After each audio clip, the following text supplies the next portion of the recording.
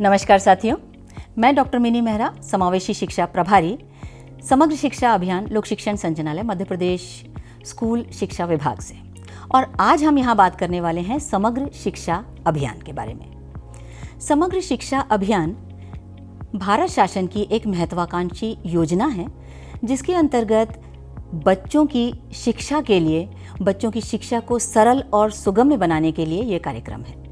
समग्र शिक्षा अभियान एक एकीकृत योजना है जो 3 योजनाओं को समेकित करके बनाई गई है।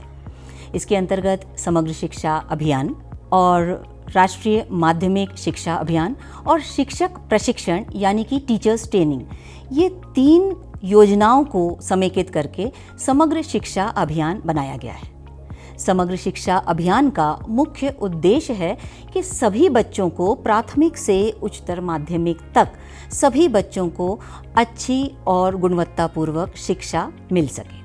साथ ही साथ ये जो जेंडर का गैप है और ये जो विशेष प्रकार के बच्चे हैं उनके लिए समावेशी शिक्षा का प्रावधान, लड़कियों के लिए और अच्छी शिक्षा का प्रावधान, इसके अलावा साइंस है, टेक्नोलॉजी है, आईसीटी का उपयोग है, भवन निर्माण है, बच्चों को व्यावसायिक शिक्षा का कौशल है, इन सब को समावेश करते हुए समग्र शिक्षा अभियान कार्यक्रम संचालित है।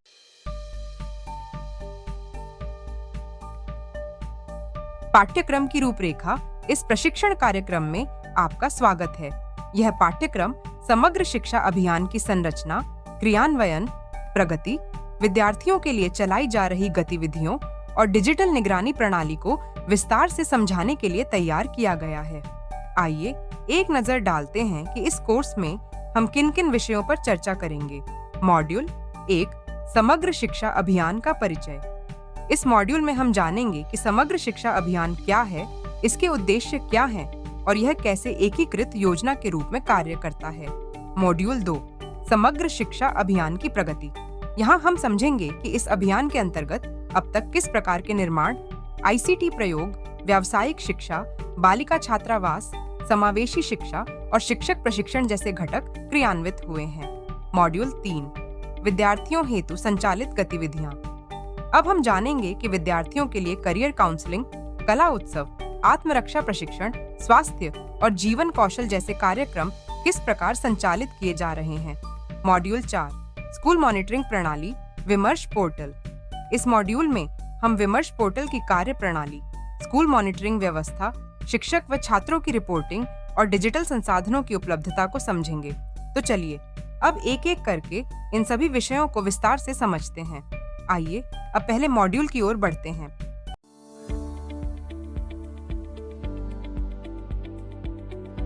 समग्र शिक्षा अभियान का परिचय। हम पहला मॉड्यूल शुरू करते हैं, इंट्रोडक्शन ऑफ समग्र शिक्षा अभियान। इस अध्याय के पूर्ण होने के पश्चात प्रतिभागी समग्र शिक्षा अभियान के बारे में जान सकेंगे।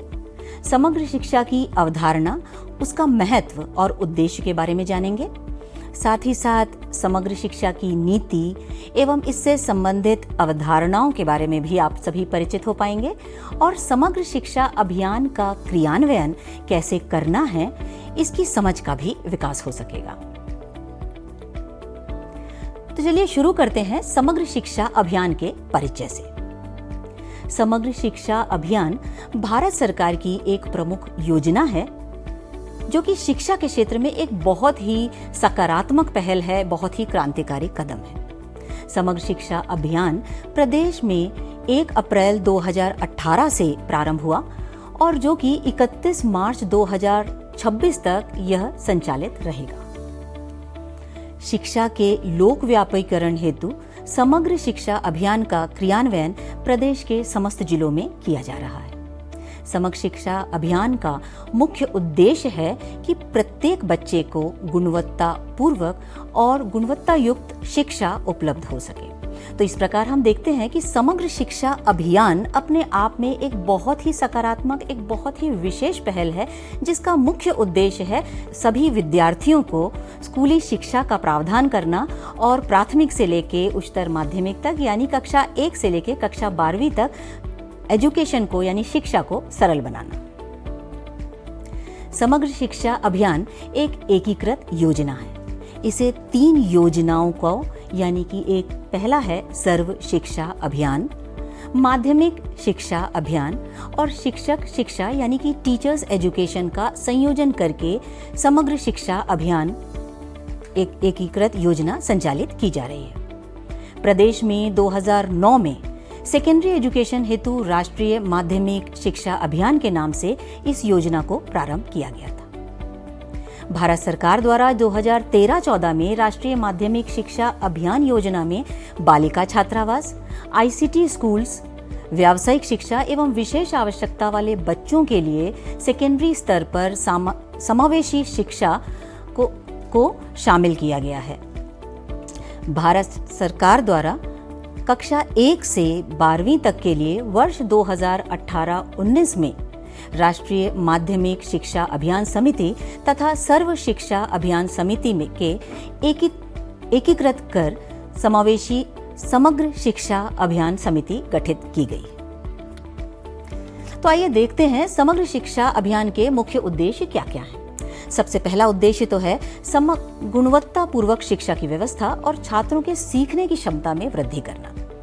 स्कूली शिक्षा में सामाजिक और लैंगिक असमानता को पाटना, किसी प्रकार का जेंडर डिस्क्रिमिनेशन जो सोसाइटी में है उसको कम करना, स्कूली शिक्षा के सभी स्तर पर समानता और समग्रता सुनिश्चित करना, व्यावसायिक शिक्षा को बढ़ावा देना। जैसा कि हम जानते हैं कि व्यावसायिक कौशल शिक्षा के साथ साथ बहुत ज़रूरी है जिससे कि बच्चे जीवन के लिए अपना आगे बढ़ सके। तो व्यावसायिक शिक्षा, व्यावसायिक कौशल को भी इसके अंतर्गत काफ़ी बढ़ावा दिया गया है। निःशुल्क और अनिवार्य बाल शिक्षा का अधिकार, आपको पता होगा कि right to education act RTE 2009 जो कि सभी बच्चों की शिक्षा का अधिकार सुनिश्चित करता है, उसके प्रावधानों को भी समग्र शिक्षा अंतर्गत लागू किया गया है। इसके अतिरिक्त SCRT और डाइट को जिला अंतर्गत नोडल एजेंसी बनाया गया है जो कि शिक्षक प्रशिक्षण के लिए कार्य करते हैं, यानी कि टीचर्स एजुकेशन के लिए काम करते हैं, टीचर ट्रेनिंग के लिए काम करते हैं, उन्हें भी काफ़ी सशक्त एवं उन्नत बनाया गया है। तो आइए देखते हैं समग्र शिक्षा अंतर्गत क्या क्या घटक है। तो सबसे पहला तो है प्राथमिक कक्षाएं यानी कि कक्षा 1 से 8, माध्यमिक कक्षा 9 से 10 एवं उच्चतर माध्यमिक यानी कक्षा 11 से 12वीं को गुणवत्ता युक्त शिक्षा और समावेशी शिक्षा अर्थात विशेष आवश्यकता वाले बच्चों के लिए शिक्षा सुनिश्चित करना। 6 से 18 वर्ष के सभी बच्चों को शिक्षा प्रदान करना, स्कूल ड्रॉप आउट की दर को कम करना, डिजिटल लर्निंग, स्मार्ट क्लासेस और तकनीकी शिक्षा को बढ़ावा देना, शिक्षक प्रशिक्षण और डिजिटल शिक्षा को सशक्त बनाना, लड़कियों और वंचित वर्गों को प्राथमिकता प्रदान करना, छात्रवृत्ति और परिवहन सुविधाएं हमारे विद्यार्थियों को प्रदान करना और स्कूल के बुनियादी ढांचों को सशक्त बनाना यानी कि बिल्डिंग्स पर काम करना। अब बात आती है, जब भी कोई परियोजना होती है तो बजट और फंडिंग का भी प्रावधान होता है। तो आइए देखते हैं कि ये समग्र शिक्षा अभियान में कि बजट एवं फंडिंग किस प्रकार से की जाती है। तो समग्र शिक्षा अभियान में केंद्र और राज्य सरकार की दोनों की भागीदारी होती है। इसमें व्यय का विभाजन जो है वो केंद्र सरकार 60% करती है एवं राज्य सरकार 40% करती है, यानी केंद्रांश जो है वो 60% है और राज्यांश जो है वो 40% है। पंचवर्षीय योजना के अंतर्गत इस निधि का आवंटन किया जाता है। जब हम समग्र शिक्षा की बात करते हैं जो कि एक बहुत ही सकारात्मक रिजल्ट हमें दे रहा है, तो हम इसकी उपलब्धियों की भी गणना यहाँ ज़रूर करना चाहेंगे। तो समग्र शिक्षा अभियान जब से ये चल रहा है तो इसमें अनेक प्रकार की उपलब्धियाँ हम देख पा रहे हैं। सबसे पहला तो है स्मार्ट क्लासेस की स्थापना। ड्रॉप आउट दर में काफ़ी गिरावट आई है। पहले ये देखा जाता था कि कई सारे बच्चे जो होते थे स्कूल शिक्षा को बीच में ही छोड़ देते थे, इस तरीके से स्कूली शिक्षा वो पूर्ण नहीं कर पाते थे। लेकिन समग्र शिक्षा अभियान आने के बाद ये देखा गया है कि स्कूल ड्रॉप आउट की दर में काफ़ी गिरावट आई है।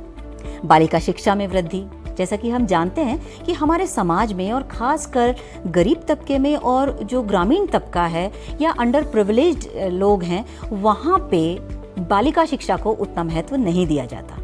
तो समग्र शिक्षा अभियान आने की वजह से बालिका शिक्षा की दर में भी काफ़ी वृद्धि हुई है, जो कि एक बहुत ही सकारात्मक सा अनुभव है। इसके अलावा टीचर्स की ट्रेनिंग कार्यक्रमों में भी काफ़ी विस्तार हुआ है। जब शिक्षक को प्रशिक्षण दिया जाता है तो शिक्षक और अच्छी तरीके से और टेक्नोलॉजी का इस्तेमाल करते हुए अपने कक्षा में पढ़ाते हैं और उसका कहीं ना कहीं असर हमारी क्लास में हमारे बच्चों की अधिगम क्षमता पर भी पड़ता है। इसके अलावा दिव्यांग विद्यार्थियों के नामांकन में वृद्धि। समावेशी शिक्षा की वजह से दिव्यांग विद्यार्थियों के नामांकन में और उनकी शिक्षा में काफ़ी बढ़ोतरी हुई है। पहले दिव्यांग विद्यार्थी शाला में प्रवेश भी नहीं लेते थे और कहीं ना कहीं समाज में यूं ही खो जाते थे, लेकिन समावेशी शिक्षा, जो कि समग्र शिक्षा के अंतर्गत आता है, इसने ऐसा प्रावधान किया है कि सभी प्रकार के विद्यार्थियों को, चाहे उनकी मानसिक, शारीरिक, आर्थिक या सामाजिक स्थिति कुछ भी हो, उन्हें शिक्षा का प्रावधान किया जाता है। इस तरह से हम देखते हैं कि कई प्रकार की उपलब्धियां हैं जो हमारे समग्र शिक्षा के कारण देखने को आई है। अब बात आती है कि इस पूरी की पूरी परियोजना का क्रियान्वयन ढांचा किस प्रकार का होगा, किस प्रकार से इसका क्रियान्वयन किया जाता है।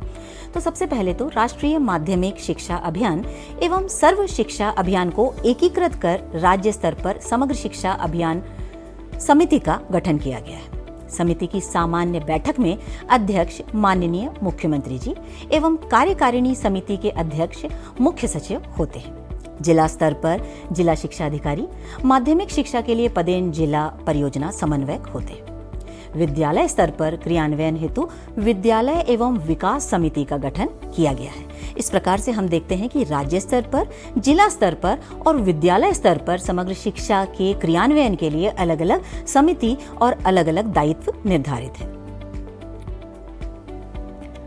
तो साथियों, इस मॉड्यूल से आपने सीखा कि समग्र शिक्षा अभियान क्या है, समग्र शिक्षा अभियान की मुख्य अवधारणाएं क्या हैं, इसका महत्व क्या है और इसका उद्देश्य क्या है, और इसे कार्यान्वित करने के लिए किस प्रकार की समिति की आवश्यकता होती है। आपने इस मॉड्यूल से यह भी जाना कि समग्र शिक्षा अभियान एक एकीकृत योजना है, जिसे 3 योजनाओं को जोड़कर बनाया गया है, जिसमें सर्व शिक्षा अभियान, राष्ट्रीय माध्यमिक शिक्षा अभियान एवं शिक्षक प्रशिक्षण यानी टीचर्स एजुकेशन आते हैं। समग्र शिक्षा अभियान 1 से कक्षा 12वीं तक के विद्यार्थियों के लिए गुणवत्तापूर्वक शिक्षा उपलब्ध कराने के लिए कार्य करता है। इसकी बजट और फंडिंग जो है वो केंद्र सरकार और राज्य सरकार दोनों की भागीदारी से होती है। समग्र शिक्षा की अभियान की कई सारी उपलब्धियां हैं, जैसे कि स्कूल ड्रॉप आउट दर में काफ़ी कमी आई है, बालिका शिक्षा में काफ़ी बढ़ोतरी हुई है और साथ ही साथ दिव्यांग विद्यार्थियों के नामांकन और शिक्षा में भी काफ़ी दर में बढ़ोतरी हुई है और स्मार्ट क्लासेस और आईसीटी लैब्स की स्थापना भी हमारे विद्यालय में हुई है।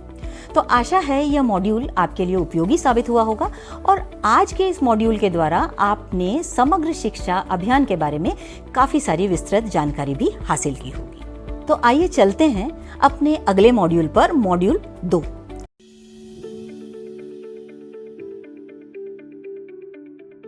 समग्र शिक्षा अभियान की प्रगति, प्रोग्रेस ऑफ समग्र शिक्षा अभियान। इस अध्याय के पूर्ण होने के पश्चात प्रतिभागी समग्र शिक्षा अभियान की प्रगति के बारे में जान पाएंगे। समग्र शिक्षा अभियान के कंपोनेंट्स क्या हैं, उनके बारे में भी जान पाएंगे। प्रदेश में संचालित व्यावसायिक शिक्षा से संबंधित क्या गतिविधियां होती हैं विद्यार्थियों के लिए, इसके बारे में भी आप परिचित हो पाएंगे। और समग्र शिक्षा अभियान में विद्यार्थियों को प्रदान की जाने वाली किस प्रकार की सुविधाएं हैं, इसके बारे में भी आप परिचित हो पाएंगे। तो चलिए आगे बढ़ते हैं। जैसा कि हम जानते हैं कि विद्यालय जो है उसको कहा जाता है कि वो बच्चों का एक दूसरा घर होता है और बच्चों को विद्यालय जाने में तभी अच्छा लगेगा जब विद्यालय के भवन होगा और विद्यालय सुसज्जित होगा। पहले ये देखा जाता था कि विद्यालय के भवन, शासकीय विद्यालयों के भवन अच्छी स्थिति में नहीं होते थे या जर्जर स्थिति में होते थे, वहाँ पे संसाधनों की कमी होती थी। लेकिन समग्र शिक्षा अभियान अंतर्गत इस चीज़ को ध्यान रखा गया है और भवन निर्माण पर, भवन उन्नयन पर, सुदृढ़ीकरण पर बहुत कार्य किया गया है। शाला भवनों के निर्माण का कार्य लोक निर्माण विभाग के पीआईओ को सौंपा गया है और ये पीआईओ जो है शासकीय नियमानुसार विद्यालय के भवन का निर्माण करते हैं। वर्ष 2010 से वर्ष 2021 तक लगभग 3,500 नवीन शाला भवनों का निर्माण एवं सुदृढ़ीकरण किया गया है, जो अपने आप में एक बहुत बड़ी उपलब्धि है। वर्ष 2022-23 से और एवं वर्ष 2023-24 में 153 शाला भवनों के सुदृढ़ीकरण एवं 45 नवीन शाला भवनों के निर्माण हेतु प्रशासकीय एवं तकनीकी स्वीकृति जारी कर दी गई है। तो अब आप देखते होंगे कि जितने भी शाला भवन हैं, शासकीय भवन हैं, आजकल काफ़ी अच्छी स्थिति में हैं। उनके पास अच्छे भवन हैं और अच्छे संसाधन हैं, जो कहीं ना कहीं हमारे विद्यार्थियों को मोटिवेट करते हैं, प्रेरित करते हैं कि वो अपने विद्यालय में आए। इसके बाद दूसरा कंपोनेंट है आईसीटी योजना। आईसीटी योजना के अंतर्गत विद्यालयों में आईसीटी लैब की स्थापना की गई है। समग्र शिक्षा अभियान के अंतर्गत स्वीकृत जो आईसीटी लैब स्थापित की गई हैं, उस लैब में न सिर्फ कंप्यूटर्स और बेसिक टेक्नोलॉजी का सामान है, बल्कि उस पूरे कक्ष को, जो लैब है, उसमें फर्नीचर की व्यवस्था भी इस प्रकार से की गई है कि बच्चे आसानी से उसमें बैठकर कंप्यूटर पे अपना काम कर सकें। लैब की स्थापना हेतु क्रय किए जाने वाले जितनी भी सामग्री है, उसका क्रय जिले के द्वारा जेम पोर्टल के माध्यम से किया जाता है और जो एक शासकीय प्रक्रिया है, उस प्रक्रिया का पालन किया जाता है। समग्र शिक्षा अभियान के अंतर्गत 4,733 विद्यालयों में आईसीटी लैब की स्थापना हो चुकी है। ये भी अपने आप में एक बहुत बड़ी उपलब्धि है कि हमारे बच्चे, चाहे वो ग्रामीण तबके के हों या शहरी तबके के, सभी बच्चे अब टेक्नोलॉजी और कंप्यूटर का इस्तेमाल बखूबी जान रहे हैं और कर भी रहे हैं। अगला कंपोनेंट है व्यावसायिक शिक्षा। जैसा कि हम सभी जानते हैं, शिक्षा में जब व्यावसायिक शिक्षा को जोड़ा जाता है, व्यावसायिक कौशल को जोड़ा जाता है, तो उसका प्रभाव कई गुना बढ़ जाता है। बच्चे अगर अपने हाथ का कौशल सीखते हैं, हाथ के हुनर सीखते हैं, तो वो ना सिर्फ आगे जाके सक्सेसफुल होते हैं, बल्कि समाज के लिए भी एक उपयोगी व्यक्ति सिद्ध होते हैं। वर्ष 2014-15 में 50 उच्चतर माध्यमिक विद्यालयों में 2 ट्रेड आईटी, आईटीईएस एवं सिक्योरिटी के द्वारा एक पायलट प्रोजेक्ट की तरह इसको शुरू किया गया था और वर्तमान में व्यावसायिक शिक्षा योजना अंतर्गत विद्यालयों में कक्षा 9वीं से 12वीं तक के अध्ययनरत विद्यार्थियों को रोजगार उन्मुखी कौशल विकास के प्रयोजन में भारत सरकार द्वारा व्यावसायिक शिक्षा योजना संचालित की जा रही है। सत्र 2024-25 में प्रदेश के 2,383 विद्यालयों में 14 ट्रेड अंतर्गत 30 जॉब रोल्स में व्यावसायिक शिक्षा प्रदान की जा रही थी। इन जॉब रोल्स में अलग अलग सेक्टर्स में दिया जा रहा है, जैसे कि एग्रीकल्चर सेक्टर है, apparel, automotive, beauty and wellness, इस तरीके के बहुत सारे सेक्टर्स हैं जिसके अंतर्गत विद्यार्थी अध्ययन करते हैं और व्यावसायिक प्रशिक्षण कौशल प्राप्त करते हैं। वर्तमान सत्र 2025-26 में इस योजना अंतर्गत प्रदेश में विद्यालयों की संख्या बढ़ाई गई है और इस वर्तमान सत्र में 3,083 विद्यालयों में 17 ट्रेड्स अंतर्गत 41 जॉब रोल्स में विद्यार्थियों को व्यावसायिक प्रशिक्षण प्रदान किया जा रहा है। व्यावसायिक शिक्षा अंतर्गत विद्यार्थियों को जो भी संबंधित ट्रेड जिनमें उन्होंने एडमिशन लिया है, उस निर्धारित जॉब रोल में प्रायोगिक प्रशिक्षण प्रदान किया जाता है, व्यावसायिक कौशल प्रदान किया जाता है। इसके साथ साथ ही जिस जॉब रोल में वो अध्ययन कर रहे हैं, उस जॉब रोल से संबंधित पाठ्यपुस्तक उन्हें निःशुल्क प्रदान की जाती है। व्यावसायिक ट्रेड में नामांकित विद्यार्थियों को प्रत्येक माह अतिथि व्याख्यान कराया जाता है। यह अतिथि व्याख्यान कराने के लिए उन अतिथियों को बुलाया जाता है जो उससे संबंधित व्यावसायिक गतिविधियों में संलग्न होते हैं। इस तरीके से बच्चों को, विद्यार्थियों को व्यावसायिक एक्सपोजर मिलता है।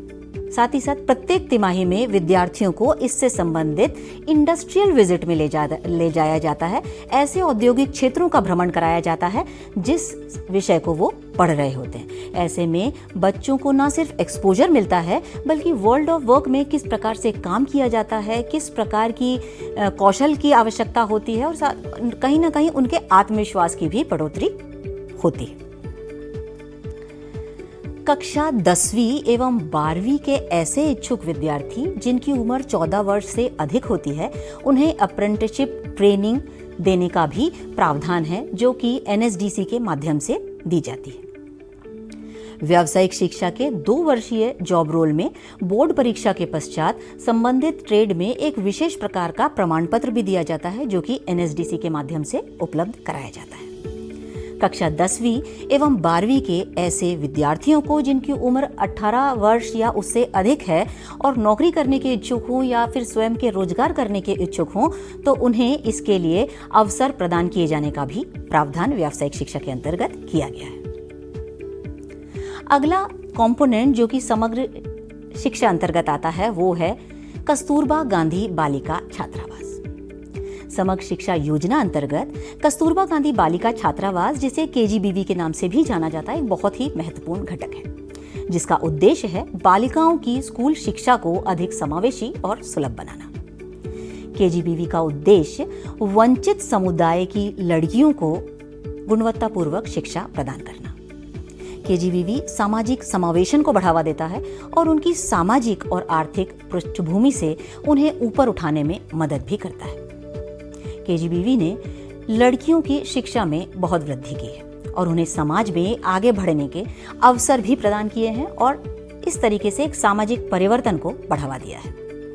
लड़कियों को उनके अधिकारों और सामर्थ्य के बारे में भी जागरूक किया है। इस तरह हम देखते हैं कि कस्तूरबा गांधी बालिका छात्रावास न सिर्फ इन्हें आवासीय व्यवस्था दे रहा है, बल्कि इनके सामाजिक अपडेशन के लिए, सामाजिक रूप से इन्हें बढ़ाने के लिए भी, इनकी शिक्षा के लिए भी और शिक्षा के प्रति जागरूक करने के लिए भी काफी सहयोग कर रहा है।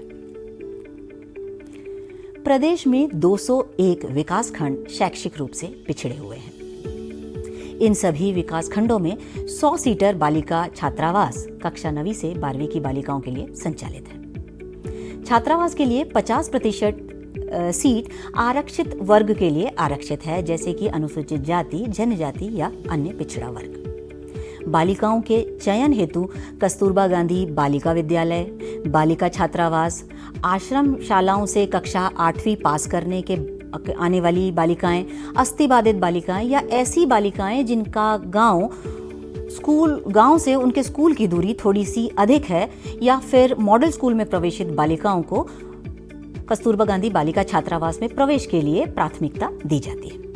यहाँ निःशुल्क आवास व्यवस्था है, भोजन व्यवस्था है और इसके साथ ही साथ आत्मरक्षा प्रशिक्षण और कोचिंग की भी व्यवस्था है।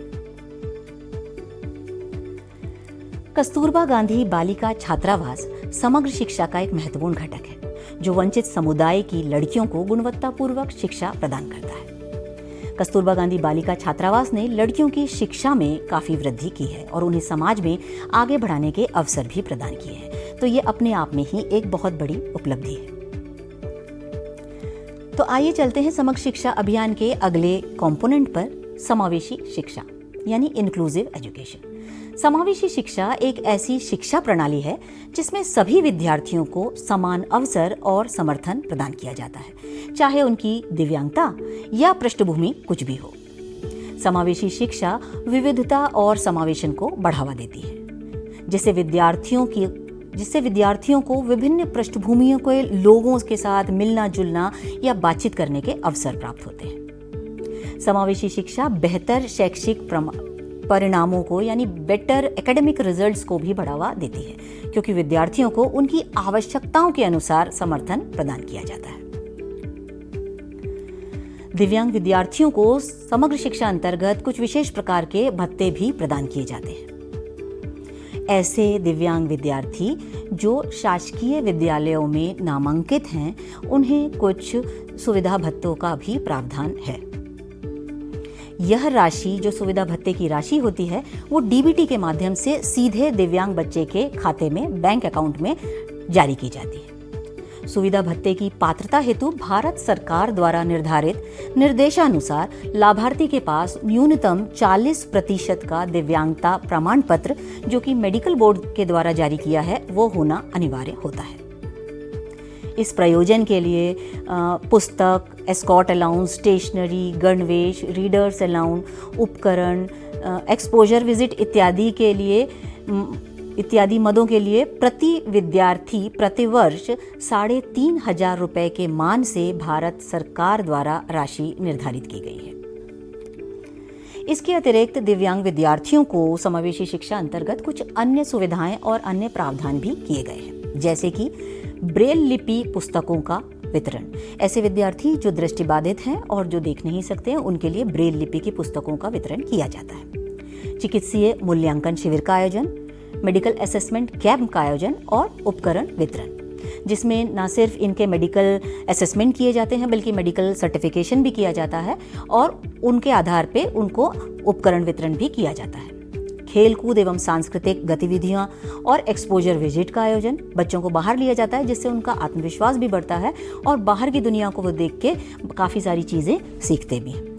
गंभीर रूप से दिव्यांग बच्चों को जो कि शाला में आने में असमर्थ हैं, उनके लिए गृह आधारित शिक्षा भी प्रदान की जाती है, होम बेस्ड एजुकेशन। इसके लिए हमारे पास ब्लॉक स्तर पर कुछ विशेष शिक्षकों की नियुक्ति की गई है, जो इन बच्चों के घर जाकर उन्हें गृह आधारित शिक्षा प्रदान करते हैं। नीपेट चेन्नई के माध्यम से इन बच्चों को TLM किट भी प्रदान की जाती है। इसके अलावा CWSN छात्रावास का संचालन भी किया जाता है। वर्तमान में कक्षा 1 से 8वीं तक के लिए हम पूरे प्रदेश के सभी जिलों में लगभग 60 दिव्यांग छात्रावास संचालित हैं और इस सत्र से कक्षा 9वीं एवं 12वीं के दिव्यांग विद्यार्थियों के लिए प्रति संभाग 1 के मान से 9 दिव्यांग छात्रावास बन गए हैं, जो कि इस वर्ष से संचालित किए जाएंगे। इसके अलावा संसाधन केंद्र यानी रिसोर्स सेंटर भी बनाए गए हैं। ये ब्लॉक स्तर पर बनाए गए हैं और इस रिसोर्स सेंटर का मुख्य काम होता है रिहैब करना, रिहेबिलिटेशन के लिए, पुनर्वास के लिए आवश्यक होता है। इनमें बच्चों के लिए टीचिंग लर्निंग मटेरियल होता है, थेरेपी का प्रावधान होता है, व्यावसायिक कौशल को बढ़ाने का प्रावधान होता है और इनमें विशेष शिक्षक होते हैं जो इन बच्चों को ये प्रावधान के लिए सिखाते हैं और उनको शिक्षा के लिए आगे बढ़ाते हैं। इसके अलावा जिला स्तरीय अधिकारियों का और प्राचार्यों का उन्मुखीकरण भी समय समय पर किया जाता है। शिक्षकों का प्रशिक्षण दिया जाता है और अभिभावकों का भी प्रशिक्षण आयोजित किया जाता है। सूचना और संचार तकनीक ICT का उपयोग भी इन बच्चों के लिए किया जाता है। प्रशस्त ऐप है, सुगम्य पुस्तकालय है, DG ऐप है, इनके द्वारा बच्चों को ये पढ़ाई होती है। इसके अतिरिक्त उन्हें परीक्षा में विभिन्न प्रकार की छूट का भी प्रावधान किया गया है। अन्य कंपोनेंट है कल्चरल ट्विनिंग। समग्र शिक्षा अभियान में कल्चरल ट्विनिंग का उद्देश्य होता है अधिक समावेशी और सुगम्य बनाना शिक्षा को। इसमें प्रति जिले 10 ऐसे विद्यालयों का चयन किया जाता है जिनके पास सीमित संसाधन होते हैं, लिमिटेड रिसोर्सेज होते हैं और उन्हें उसी जिले की ऐसी 10 शासकीय अथवा निजी अथवा सार्वजनिक विद्यालयों के साथ ट्विन किया जाता है या संयुग्मित किया जाता है, जो कि रिसोर्सफुल होते हैं, जिनके पास इंफ्रास्ट्रक्चर होता है और जिनके पास फैसिलिटीज़ या संसाधन काफ़ी अच्छे होते हैं। ऐसा करने से सकारात्मक तालमेल बढ़ता है और विभिन्न स्तरों पर सहभागिता के अवसर भी उपलब्ध होते हैं। इस दृष्टि से प्रत्येक जिले में 10-10 चयनित विद्यालयों को संयुग्मित किया गया है। कल्चरल ट्विनिंग का मुख्य उद्देश्य होता है कला, खेल और करियर संबंधी गतिविधियों में एक दूसरे स्कूल के विद्यार्थियों की आपस में भागीदारी, विद्यालय की संस्कृति, परिवेश, शिक्षण का ढंग, मेथड ऑफ टीचिंग, उपलब्ध सुविधाएं, जो उनके रिसोर्सेज उपलब्ध हैं आदि जानने का और नया सीखने का अवसर भी हमारे विद्यार्थियों को प्राप्त होता है। एक दूसरे के विद्यालय में खेलकूद, सांस्कृतिक एवं साहित्यिक आयोजन, पुस्तकालय, लेबोरेटरी, इन सभी संसाधनों का उपयोग हमारे ऐसे बच्चे भी कर सकते हैं जो उन विद्यालयों में दर्ज हैं जहां पे सीमित संसाधन है। अगला और बहुत ही महत्वपूर्ण घटक है शिक्षक प्रशिक्षण। शिक्षक प्रशिक्षण समग्र शिक्षा अभियान का एक बहुत ही महत्वपूर्ण घटक है। शिक्षक प्रशिक्षण से शिक्षकों की क्षमता में वृद्धि होती है और वे नवीनतम शिक्षण विधियों से, यानी जो मॉडर्न टेक्नोलॉजी है जिसको कि हम टीचिंग में यूज़ कर सकते हैं, उनका उपयोग करना सीखते हैं और उनके द्वारा हमारे बच्चों को विद्यालय में पढ़ाते हैं। शिक्षक प्रशिक्षण से छात्रों के प्रदर्शन में भी सुधार होता है, वो और अधिक प्रभावी ढंग से सीख सकते हैं। जब शिक्षक इनोवेटिव तरीके से पढ़ाते हैं, एक दूसरे के बच्चों के साथ मिक्स होकर पढ़ाते हैं, तो बच्चे भी खेल खेल में कब उनको ज्ञान हासिल हो जाता है ये उनको पता भी नहीं चलता। तो शिक्षक प्रशिक्षण का जो आउटपुट है, जो सकारात्मक प्रभाव है, वो हमारे क्लासरूम में दिखाई देता है और बच्चों के एकेडमिक परफॉर्मेंस में भी दिखाई देता है। शिक्षक प्रशिक्षण से शिक्षा की गुणवत्ता में, क्वालिटी ऑफ एजुकेशन में सुधार होता है और शिक्षक और अधिक प्रभावी ढंग से अपना अध्यापन करा पाते हैं। इसी क्रम में विभिन्न विधाओं में प्रत्येक वर्ष शिक्षकों का प्रशिक्षण कराया जाता है। शिक्षण सत्र में जो नवनियुक्त शिक्षक होते हैं उनका आधारभूत प्रशिक्षण यानी इंडक्शन ट्रेनिंग प्रदान की जाती है। प्रदेश के हाई स्कूल और हायर सेकेंडरी स्कूलों में पदस्थ जो प्राचार्य होते हैं उनका एकेडमिक, प्रशासनिक एवं वित्तीय विषयों में प्रशिक्षण उन्हें प्रदान किया जाता है। इसके अलावा सभी स्कूलों के विज्ञान विषय के शिक्षकों को प्रयोगशाला का समुचित उपयोग करने संबंधी भी प्रशिक्षण दिया जाता है और साथ ही साथ प्रयोगशाला सहायक जो होते हैं उनको भी इससे संबंधित प्रशिक्षण दिया जाता है, जिससे कि अधिक से अधिक प्रयोगशाला का इस्तेमाल हमारे बच्चे कर सकें। स्कूलों में पुस्तकालय यानी लाइब्रेरी के सुदृढ़ीकरण हेतु प्रत्येक स्कूल में एक शिक्षक को पुस्तकालय संबंधी प्रशिक्षण भी दिया गया है। इसके अतिरिक्त अलग अलग विषयों में जैसे कि सामाजिक विज्ञान, भौतिक विज्ञान, जीव विज्ञान, रसायन विज्ञान या फिर समावेशी शिक्षा संबंधी प्रशिक्षण भी आयोजित समय समय पर किए जाते हैं और इस तरीके से लगभग पिछले सत्र में 25,000 से अधिक शिक्षकों को प्रशिक्षित किया गया है। साथियों, इस मॉड्यूल से आप समग्र शिक्षा अभियान की प्रगति के बारे में जान गए होंगे। इसमें किस प्रकार के घटक हैं और क्या क्या गतिविधियां समग्र शिक्षा अभियान के अंतर्गत संचालित की जाती हैं, इसके बारे में आप परिचित हो गए होंगे। किस प्रकार भवन का निर्माण किया जाता है, किस तरीके से विद्यालयों में आईसीटी लैब की स्थापना की जाती है, किस प्रकार व्यावसायिक शिक्षा हमारे बच्चों को कक्षा में प्रदान की जाती है और किस प्रकार बालिका छात्रावास बनाए जाते हैं और उनकी का संचालन किया जाता है और किस प्रकार बालिका शिक्षा की गुणवत्ता को हमारे ये छात्रावास बढ़ाते हैं, सामाजिक समावेशन को बढ़ाते हैं, इसके बारे में भी आज आपको जानकारी मिली होगी। समावेशी शिक्षा अंतर्गत दिव्यांग बच्चों को की शिक्षा पर भी बहुत जोर दिया गया है। कौन कौन सी सुविधाएं हमारे दिव्यांग विद्यार्थियों को प्रदान की जाती है, ये सब आपने जाना और अंत में आपने यह भी जाना कि शिक्षकों का प्रशिक्षण किस तरह से दिया जाता है और किन किन विधाओं में हमारे शिक्षकों को प्रशिक्षण प्रदान किया जाता है। तो आशा है अब आप समग्र शिक्षा की प्रगति में कौन कौन से घटक हैं और किस प्रकार समावेशी शिक्षा कार्य करती है, इस बारे में आप अच्छी तरह से समझ चुके होंगे और यह मॉड्यूल आपके लिए उपयोगी साबित रहा होगा। आइए चलते हैं इस पाठ्यक्रम के अगले मॉड्यूल पर, मॉड्यूल 3।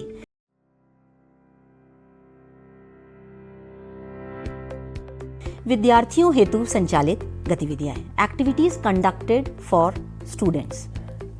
इस अध्याय के पूर्ण होने के पश्चात प्रतिभागी समग्र शिक्षा अभियान अंतर्गत संचालित विभिन्न प्रकार की गतिविधियों के बारे में जान पाएंगे, जीवन कौशल शिक्षा के बारे में जान पाएंगे, विद्यार्थियों की प्रतिभा को मंच प्रदान करने के लिए संचालित गतिविधियों के बारे में जान पाएंगे और उमंग किशोर हेल्पलाइन के बारे में भी जान पाएंगे। तो सबसे पहला है विद्यार्थियों की करियर काउंसलिंग। यूनिसेफ के तकनीकी सहयोग से प्रदेश के समस्त विद्यालयों में करियर काउंसलिंग का कार्यक्रम प्रारंभ किया गया है। यूनिसेफ द्वारा विकसित 21 डोमेन में 501 करियर कार्ड्स बनाए गए हैं।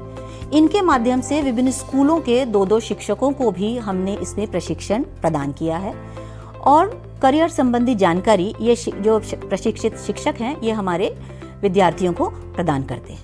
करियर कार्ड जो हैं वो करियर पोर्टल पर भी उपलब्ध है। प्रत्येक सत्र में विद्यार्थियों के लिए करियर मेला और करियर सप्ताह का आयोजन भी किया गया है, जिसमें स्थानीय स्तर पर विषय विशेषज्ञों को आमंत्रित किया जाता है एवं करियर से संबंधी विद्यार्थियों की जिज्ञासाओं को भी शांत किया जाता है। स्थानीय स्तर पर उच्च शिक्षा संस्थान एवं तकनीकी शिक्षा प्रदान करने वाली संस्थाओं को भी आमंत्रित किया जाता है। कक्षा 10वीं में अध्ययनरत विद्यार्थियों को विषय चयन से लेकर होने वाली दुविधा से बचाने के लिए उनका इंटरेस्ट एवं एप्टीट्यूड टेस्ट भी किया जाता है, जिससे उनको भविष्य में अपनी करियर राह चुनने में भी आसानी होती है और कक्षा 11वीं में विषय के चयन में भी सुविधा होती है। अगला है कला उत्सव। तो साथियों, बच्चों में कला का भंडार है बस उन्हें प्रतिभा को मंच की आवश्यकता होती है। तो उनकी प्रतिभा को मंच प्रदान करने के लिए कला उत्सव स्कूल शिक्षा एवं साक्षरता विभाग, शिक्षा मंत्रालय, भारत सरकार की एक ऐसी पहल है जिसका मुख्य उद्देश्य माध्यमिक स्तर के विद्यार्थियों की कलात्मक प्रतिभा को पहचानना और उसे पोषित करना है, उसे प्रस्तुत करना है और शिक्षा में कला को बढ़ावा देना है। कला उत्सव का आयोजन 2015 में प्रारंभ किया गया था। कला उत्सव की संरचनात्मक प्रक्रिया विद्यार्थियों को भारत की जीवंत पारंपरिक एवं विभिन्न कलाओं को समझने, अनुसंधान एवं प्रस्तुतिकरण करने में सहायक होती है। यह उत्सव विद्यार्थियों में भारत की सांस्कृतिक विरासत और उनकी जीवन विविधता के प्रति जागरूकता लाने और उत्सव मनाने हेतु मंच प्रदान करता है। इसके अतिरिक्त विद्यार्थियों को राज्य से बाहर एक्सपोजर विजिट के लिए भी ले जाया जाता है। समग्र शिक्षा अभियान सेकेंडरी एजुकेशन अंतर्गत विद्यार्थियों में उच्च शैक्षणिक संस्थानों की जानकारी एवं व्यक्तित्व विकास के दृष्टिगत राष्ट्रीय स्तर के संस्थानों जैसे कि भारतीय अंतरिक्ष अनुसंधान संस्थान इसरो, प्लाज्मा अनुसंधान केंद्र IIT एवं ऐसे अन्य शैक्षिक स्थानों पर भ्रमण कराया जाता है। लड़कियों को आत्मरक्षा प्रशिक्षण ट्रेनिंग भी दी जाती है। समग्र शिक्षा अभियान सेकेंडरी एजुकेशन अंतर्गत कक्षा 9 से 12वीं की बालिकाओं के लिए शासकीय विद्यालयों में एवं जो 201 हमारे KGBV हैं उनमें छात्रावासों में रहने वाली बालिकाओं के लिए आत्मरक्षा प्रशिक्षण संचालित किए जाते हैं, जिससे कि समाज में वह अपनी सुरक्षा पूर्ण रूप से कर सकें और आत्मविश्वास के साथ अपना जीवन जी सकें। इसके अतिरिक्त है उमंग स्कूल हेल्थ एंड वेलनेस कार्यक्रम जीवन कौशल शिक्षा। समग्र शिक्षा अभियान माध्यमिक शिक्षा एवं राष्ट्रीय स्वास्थ्य मिशन भोपाल मध्य प्रदेश शासन के संयुक्त तत्वावधान में उमंग स्कूल हेल्थ एंड वेलनेस कार्यक्रम प्रदेश के सभी हाई स्कूल एवं हायर सेकेंडरी स्कूलों में UNFPA के तकनीकी सहयोग से 9306 विद्यालयों में संचालित किया जा रहा है। किशोर किशोरियों के जीवन में जीवन कौशल विकसित करना ताकि वे अपने लक्ष्यों को आसानी से प्राप्त कर सकें और बेहतर स्वस्थ और कल्याण के लिए उचित निर्णय ले सकें। कुप्रथाओं जैसे बाल विवाह, जेंडर असमानता, दहेज इत्यादि के बारे में किशोर किशोरियों और युवाओं को सही जानकारी प्रदान करना व इन विषयों के प्रति संवेदनशील बनाना ही इस कार्यक्रम का मुख्य उद्देश्य है। कार्यक्रम के अंतर्गत कक्षा 9वीं से कक्षा 12वीं की छात्र छात्राओं के लिए उनकी आयु के अनुरूप पृथक पृथक उमंग मॉड्यूल का निर्माण किया गया है। मॉड्यूल में मुख्य रूप से स्व जागरूकता, संप्रेषण, हमारे संबंध, किशोरावस्था, स्वस्थ, पोषण, घरेलू हिंसा, इस प्रकार के महत्वपूर्ण लेकिन गंभीर मुद्दों को शामिल किया गया है ताकि हमारे बच्चे इनको सही तरीके से समझ सके, इनके प्रति अपनी समझ विकसित कर सके और उनके लिए क्या सही है और क्या गलत है इसके प्रति अपनी एक सोच भी बना सके। कार्यक्रम के बेहतर क्रियान्वयन के लिए 52 राज्य स्तरीय और 427 जिला स्तरीय एवं विद्यालय स्तर पर 16,700 शिक्षकों को हेल्थ एंड वेलनेस एम्बेसडर आरोग्य दूत प्रशिक्षण भी प्रदान किया जा चुका है। उमंग किशोर हेल्पलाइन 14425 UNFPA के सहयोग से स्कूल शिक्षा विभाग ने राज्य में किशोरों के स्वास्थ्य और कल्याण को सुनिश्चित करने के लिए मनोवैज्ञानिक परामर्श, साइकोलॉजिकल काउंसलिंग प्रदान करने के लिए एक टेली परामर्श सेवा उमंग किशोर हेल्पलाइन जनवरी 2020 में शुरू की है। और आपको ये जानकर खुशी होगी कि मध्य प्रदेश इस प्रकार की हेल्पलाइन स्थापित करने वाला पहला राज्य है। उमंग हेल्पलाइन में सोमवार से शनिवार तक सुबह 8 बजे से रात में 8 बजे तक टोल फ्री नंबर 14225 पर काउंसलर्स उपलब्ध रहते हैं। हेल्पलाइन का मुख्य उद्देश्य है 10 वर्ष से 19 वर्ष तक की आयु के किशोर किशोरियों के मन से निकलने वाली समस्याओं का समाधान करना, किशोरों में परीक्षा से संबंधित भय का समाधान करना, तनाव के बिना परीक्षा की तैयारी करने के लिए मार्गदर्शन इसमें प्रदान किया जाता है और शारीरिक और मानसिक समस्याओं से संबंधित जिज्ञासाओं को भी संबोधित किया जाता है। इसके अतिरिक्त एक नवीन पहल की गई है जिसका नाम है उज्ज्वल। किशोरावस्था में अर्जित ज्ञान और कौशल का प्रभाव आजीवन रहता है। इसके लिए आवश्यक है कि पुरुषत्व के सही मायने क्या हैं, इस अवधारणा से वे प्रारंभ से ही परिचित हो सके, उनके अनुकूल व्यवहार की सोच उनके अंदर विकसित हो सके। स्कूल शिक्षा विभाग मध्य प्रदेश शासन द्वारा UNFPA के सहयोग से एक नवीन अवधारणा को लेकर मार्गदर्शिका उज्ज्वल का निर्माण किया गया है। प्रशिक्षण मार्गदर्शिका उज्ज्वल का प्रमुख उद्देश्य लड़कों को सकारात्मक पुरुषत्व के विभिन्न पहलुओं व बदलावों में उनकी भूमिका के प्रति सजग करना है। यह एक नवीन पहल है जो लड़कों में एक नई सोच का संचार करेगी, ताकि वे समाज के द्वारा निर्मित जो प्रतिमानों से बाहर निकलकर सकारात्मक रूप से सोचें कि पुरुषत्व के साथ किस प्रकार से व्यवहार किया जाए और इससे जुड़े मुद्दों को वो समझ सकें। मार्गदर्शिका उज्ज्वल में इसी परिप्रेक्ष्य में विभिन्न मुद्दों को शामिल किया गया है, जैसे कि भेदभाव, हिंसा, टकराव, साइबर अपराध, लैंगिक अपराध और कुप्रथाओं को रोकने के लिए लड़कों की क्या भूमिका है और इन कामों में लड़कों या पुरुषों की बराबरी की भागीदारी आदि को सम्मिलित किया गया है। तो साथियों, अभी आपने जाना कि समग्र शिक्षा अभियान अंतर्गत विद्यार्थियों के लिए किस प्रकार की गतिविधियां संचालित की जा रही हैं। जैसे कि विद्यार्थियों के लिए करियर काउंसलिंग की जाती है, करियर मेले लगाए जाते हैं, करियर सप्ताह मंगाया जाता है और उनका इंटरेस्ट एंड एप्टीट्यूड टेस्ट भी किया जाता है। इसके अलावा विद्यार्थियों की कला को पहचानने के लिए, उनकी कला को मंच प्रदान करने के लिए कला उत्सव का आयोजन भी किया जाता है। उन्हें राज्य से बाहर एक्सपोजर विजिट यानी कि भ्रमण पर ले जाया जाता है। बालिकाओं के लिए आत्मरक्षण प्रशिक्षण चलाया जाता है, जिसके द्वारा वो अपनी स्वयं की रक्षा कर सके।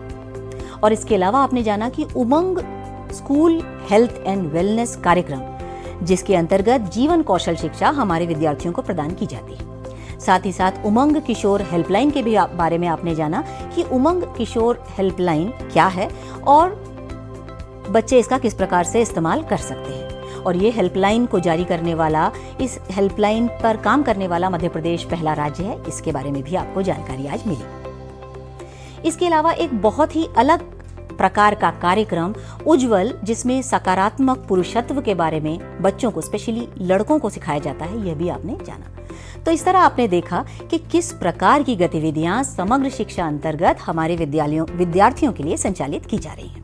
आशा है ये मॉड्यूल आपके लिए उपयोगी साबित रहा होगा और अब आप जान गए होंगे कि समग्र शिक्षा अंतर्गत विद्यार्थियों के लिए किस प्रकार की गतिविधियां संचालित हैं। आइए चलते हैं कार्यक्रम के आखिरी मॉड्यूल पर, मॉड्यूल 4।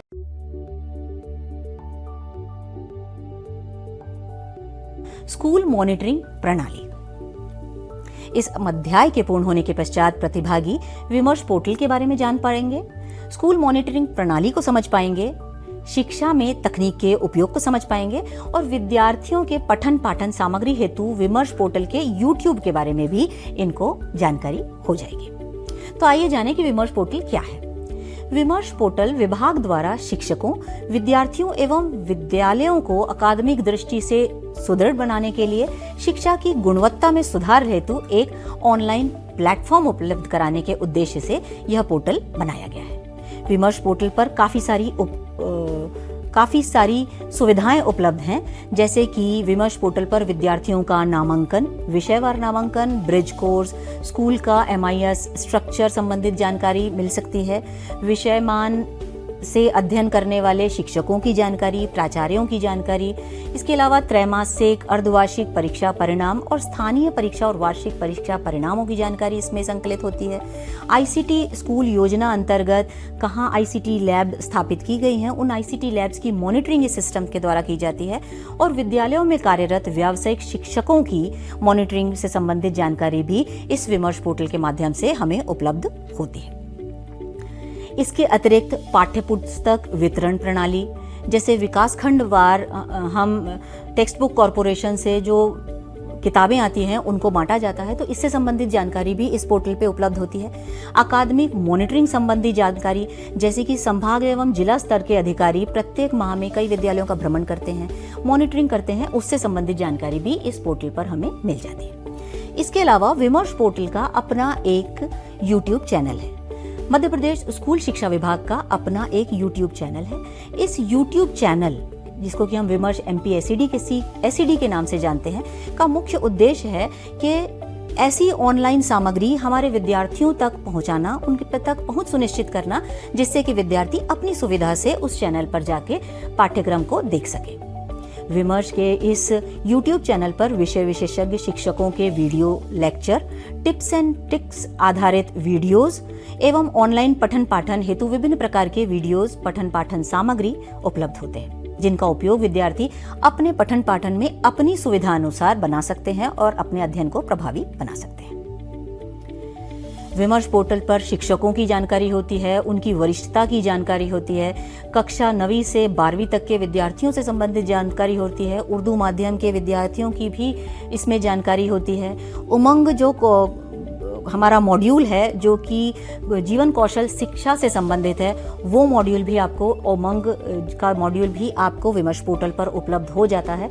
इसके अलावा विमर्श पोर्टल पर संभागवार, जिलावार और अधिकारियों और विद्यालय के प्राचार्यों के संबंधित भी जानकारी एवं मॉनिटरिंग रिपोर्ट उपलब्ध होती है।